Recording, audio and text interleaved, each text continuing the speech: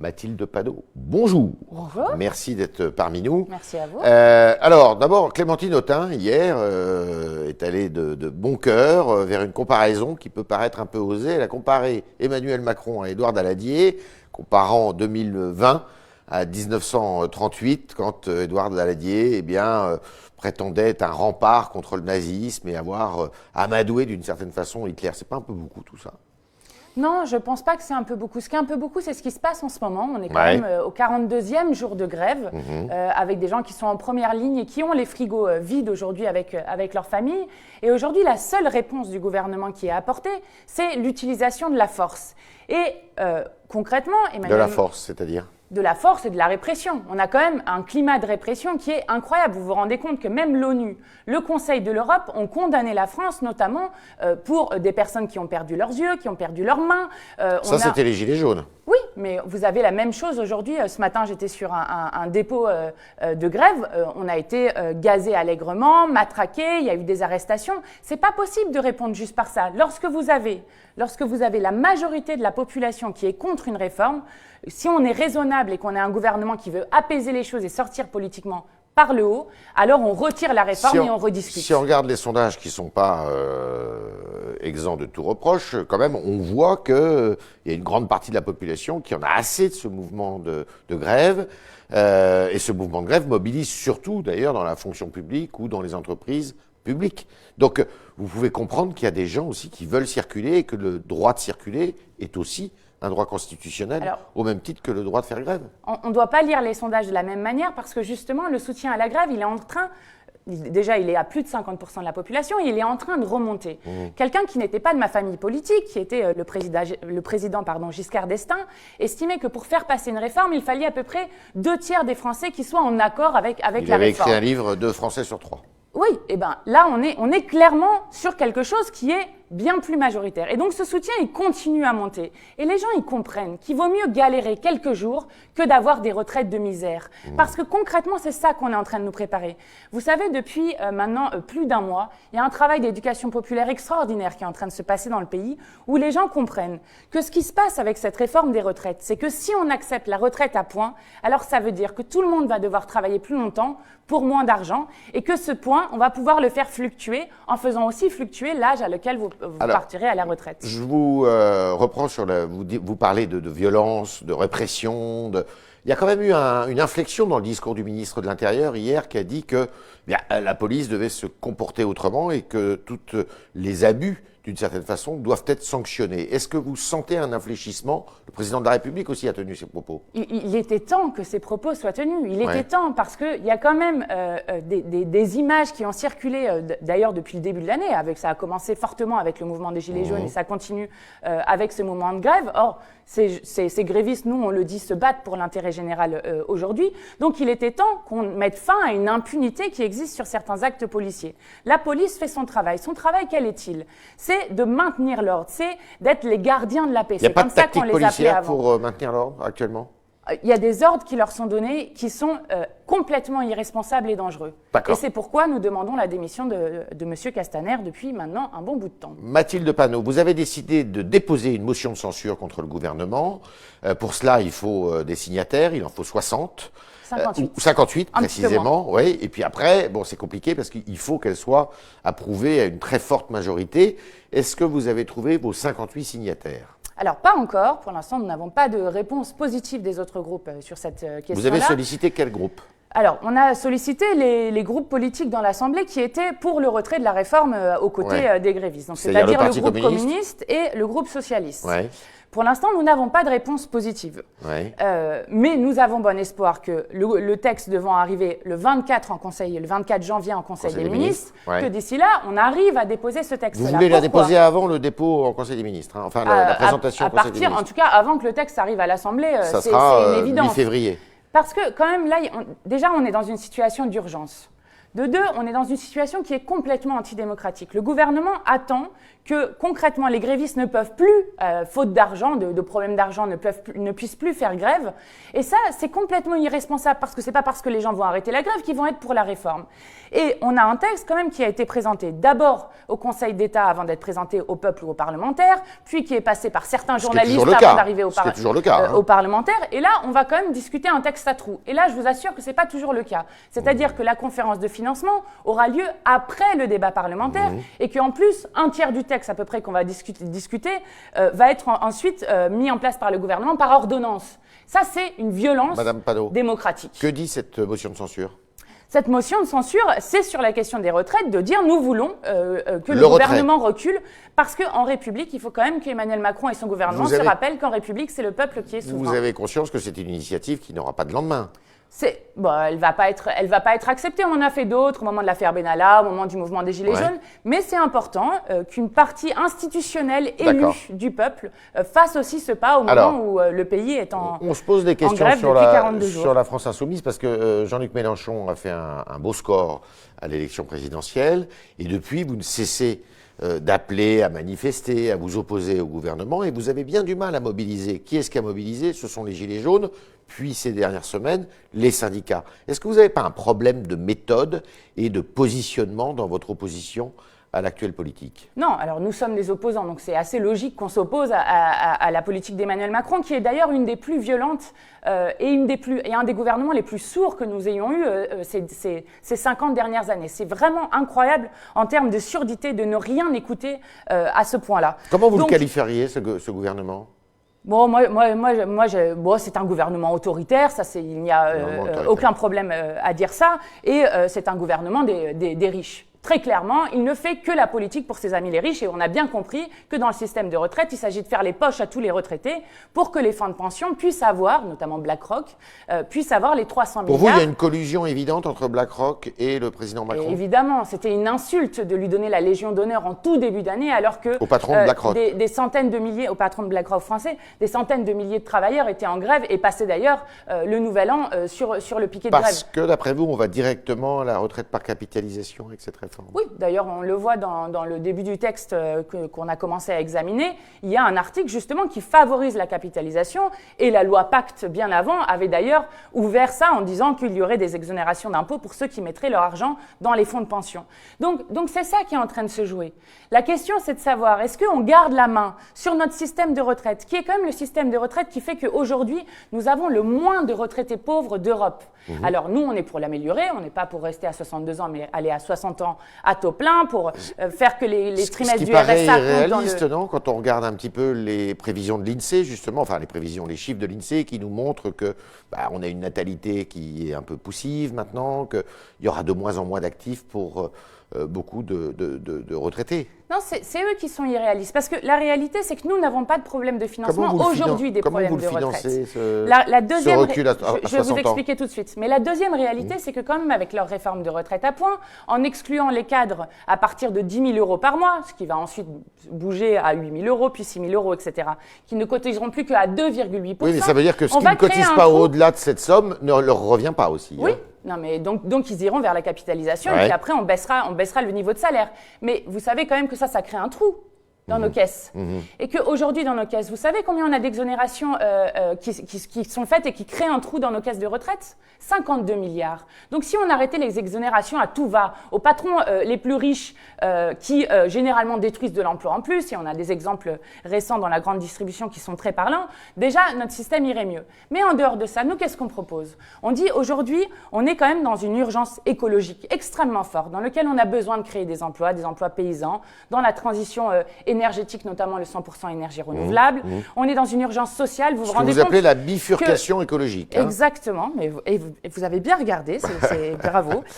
Donc la bifurcation écologique est solidaire. En quoi ça résout le problème des retraites, ça, on a quand même Mathilde des hôpitaux qui sont en grève depuis plus de 10 mois. Pourquoi ?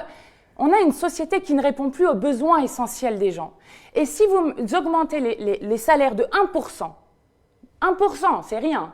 Vous rajoutez 2,5 milliards dans votre caisse de retraite. Si vous créez 100 000 emplois, et je vous assure qu'on en a besoin, je parlais des hospitaliers, mais on en a besoin aussi pour les enfants en situation de handicap dans les écoles. Le problème de financement des retraites, c'est l'augmentation des salaires. Milliards. Il faut augmenter les salaires. Non, on dit Déjà, égalité salariale femmes-hommes. Je vous assure que ça permet même à court terme de financer immédiatement le retour de la retraite à 60 ans. Ça, c'est la première chose.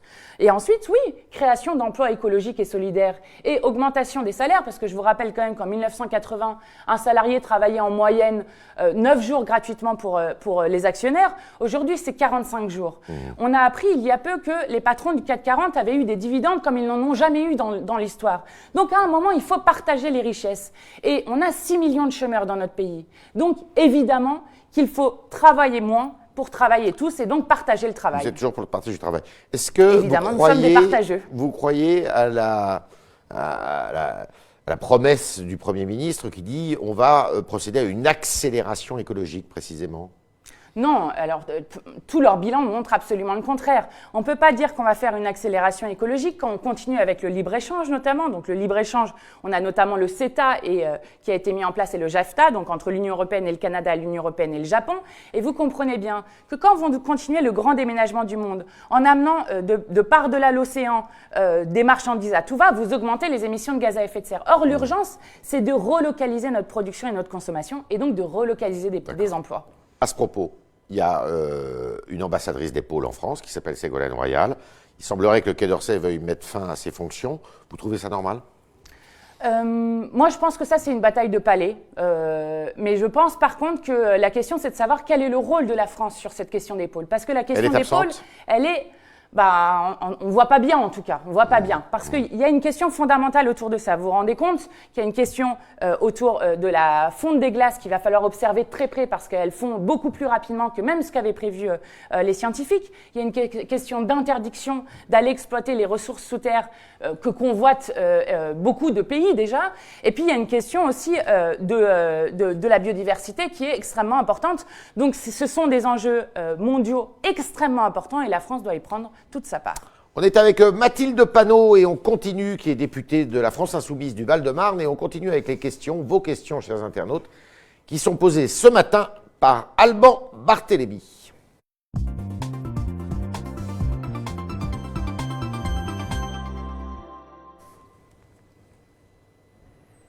Bonjour Alban. Bonjour Yves et bonjour Mathilde Panot. Bonjour. Les agressions, les incivilités dans le Val-de-Marne sont quotidiennes, nous dit Fabrice sur lefigaro.fr. Il vous demande ce que vous faites en tant que député contre ces violences. Alors, sur la question de l'insécurité en général, sur les agressions, il y a une question extrêmement forte autour du rôle de la police, justement, et de la confiance entre la police et la population. Elle est rompue, cette confiance ? Elle est clairement rompue. Et pour le coup, pour la plupart des policiers n'ont rien à voir là-dedans. C'est les ordres qu'on leur donne qui sont absolument absurdes. Et cette question-là de savoir quelle doctrine politique on donne à la police pour que la police puisse redevenir un service public au service des habitants, c'est ça qui est le plus important. Et nous avons déposé de nombreuses propositions de loi à l'Assemblée nationale, malheureusement, qui ont été Comment on rejetées. peut la définir, cette doctrine ? La doctrine actuelle ? Oui. Je vous ai dit comment on peut la définir, celle qu'il faudrait ? Celle qu'il faudrait mettre en place, c'est une doctrine, pour le coup, au service de la population, une doctrine qui serait de confiance et qui serait pacifique. Le Parlement, il y a des exemples, il y a des exemples, notamment par exemple en Espagne, il y a certains endroits où, par exemple, la police, tous les mois, fait des réunions avec les habitants pour qu'il y ait un retour sur le travail qui est fait par la police et qu'il puisse y avoir un échange. Je pense que c'est très important puisque ça remettrait la police au service des gens.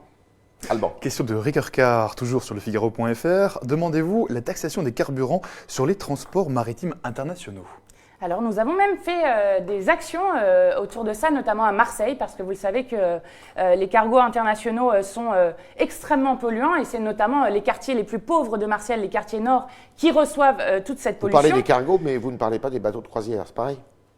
Oui, c'est la même chose. Enfin, ça peut être sur les deux en tout cas. En tout cas, ils reçoivent cette pollution-là. Et vous savez qu'aujourd'hui, en France, on est dans une situation où 48 000 personnes meurent directement des causes de la pollution de l'air. Donc, c'est quelque chose de très important. Et quand je parlais de la relocalisation dont nous avons besoin, il faut effectivement arrêter de faire voyager des marchandises d'un bout à l'autre de la planète. Donc, on sait les faire en France. Et je pense que c'est le nouvel internationalisme solidaire. Pour cette taxe, donc. Oui. Jean-Luc Mélenchon a été condamné par la justice. Ne devrait-il pas démissionner à présent de son poste de président de la France Insoumise? C'est une question de Nicole.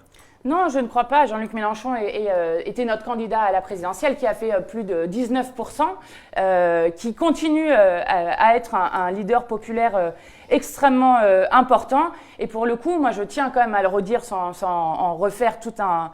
bon, on a expliqué ça à tout va sur les plateaux, mais nous sommes quand même la seule force politique qui a eu 17 perquisitions d'un coup, comme si nous étions une bande de grands banditisme. Et nous le disons, nous ne sommes pas des voyous, nous n'avons rien fait et nous prouverons que sur nos comptes de campagne, nous avons été absolument dans les règles et dans les clous. Vous êtes pour qu'il se représente en 2022 à l'élection présidentielle, Jean-Luc Mélenchon? Oui. C'est le chef incontesté et incontestable chez vous? Je pense... Non, enfin, oui, enfin, c'est notre président, c'est mon président de groupe parlementaire, je suis sa vice-présidente. Je pense que ce qui a beaucoup changé quand même depuis 2017, c'est qu'à l'époque, on disait à Jean-Luc Mélenchon, mais comment allez-vous gouverner? Vous n'avez personne avec vous. Pour le coup, maintenant que nous sommes 17 députés à l'Assemblée nationale, 6 eurodéputés, c'est bien la preuve que nous sommes plusieurs. Et d'ailleurs que nous sommes, Jean-Luc Mélenchon dit souvent ça, nous sommes jeunes, donc vous en reprenez encore pour 30 ou 40 ans à chaque fois. Mais nous sommes énormément à adhérer au programme de l'avenir en commun et je pense que nous pouvons réinventer un avenir heureux. Vous parlez d'avenir en commun, justement. Est-ce que l'occasion de la réforme des retraites et votre opposition à cette réforme aurait pu être l'occasion pour la gauche de se réunir? Or, on voit qu'il y a eu des tentatives, notamment par le Parti communiste, à essayer. Vous n'avez pas réussi à vous réunir. Hein. En fait, ce qui est compliqué, c'est que nous ne sommes pas d'accord, par exemple, avec le Parti socialiste, puisque Valérie Rabault a dit récemment qu'elle était pour la réforme à points. Nous sommes opposés. Ils ne s'associeront pas à cette motion de censure. Hein. Valérie Rabault a dit ça pour l'instant, mais j'ai bon espoir que ça puisse quand même changer. Mais en tout cas, on n'arrive pas à se retrouver. Nous sommes sur la position d'ailleurs que tiennent énormément de grévistes de dire nous ne voulons pas de la retraite à points. Parce que la retraite à points, c'est chacun pour soi. Si vous avez assez d'argent pour aller compléter votre retraite, alors vous pourrez avoir un niveau de vie à peu près digne et puis tous les autres, ils devront vivre dans la pauvreté. On aura beaucoup de gens qui vivront en dessous du seuil de pauvreté et ça, on dit, c'est hors de question. Et je pense qu'une nouvelle majorité se crée autour de ça et comprenne qu'il faut en finir avec cette retraite à points. Alban. Je reviens dans le Val-de-Marne. Je laisse à cet internaute la responsabilité de son propos, mais il dit on vous voit beaucoup en Algérie, à Marseille et pas beaucoup à Villeneuve-Saint-Georges et dans le Val-de-Marne. Voilà, que pouvez-vous répondre à Renaud? Alors, je peux répondre à Renaud que Villeneuve-Saint-Georges n'était pas dans ma circonscription. C'est sûr que j'y suis un petit peu moins qu'à Ivry, à Vitry et à d'autres villes. Et puis, je l'invite à suivre les réseaux sociaux et puis à aller à parler avec les associatifs et les grévistes sur le terrain, puisque je suis pratiquement chaque matin sur un piquet de grève et je continuerai à le faire. Et s'il m'invite à Villeneuve-Saint-Georges, ça sera avec grand plaisir. Dernière question, Alban. Dernière question de Chris Cross. Je voudrais savoir pourquoi le PCF ne vote pas la motion de censure de Jean-Luc Mélenchon et votre motion de censure. Alors là encore, sur le PCF, j'ai bon espoir que ça puisse changer. Pour l'instant, le groupe PCF nous a fait part de vouloir attendre de savoir comment allait se dérouler exactement ce débat parlementaire à l'Assemblée. Mais là encore, je pense qu'on peut réussir parce que l'enjeu est vraiment d'importance et qu'il faut que tout le monde comprenne que cette réforme des retraites, c'est la dernière réforme des retraites qui passera. Parce qu'après, ils auront juste, avec 3 technocrates, à changer la valeur du point ou à changer l'âge d'équilibre des retraites et il n'y aura plus besoin de faire des grandes réformes systémiques puisqu'ils l'auront déjà fait. Donc c'est vraiment un enjeu extrêmement fort entre ceux qui sont pour le monde de la misère et du chacun pour soi et ceux qui sont pour le monde des solidaires. Et nous pouvons gagner et faire reculer Emmanuel Macron sur cette question. Merci Mathilde Panot, députée de la France Insoumise du Val-de-Marne, qui nous a répondu ce matin à toutes nos questions, à vos questions, chers internautes, qui étaient posées aujourd'hui par Alban Barthélémy. Et à demain, si vous le voulez bien.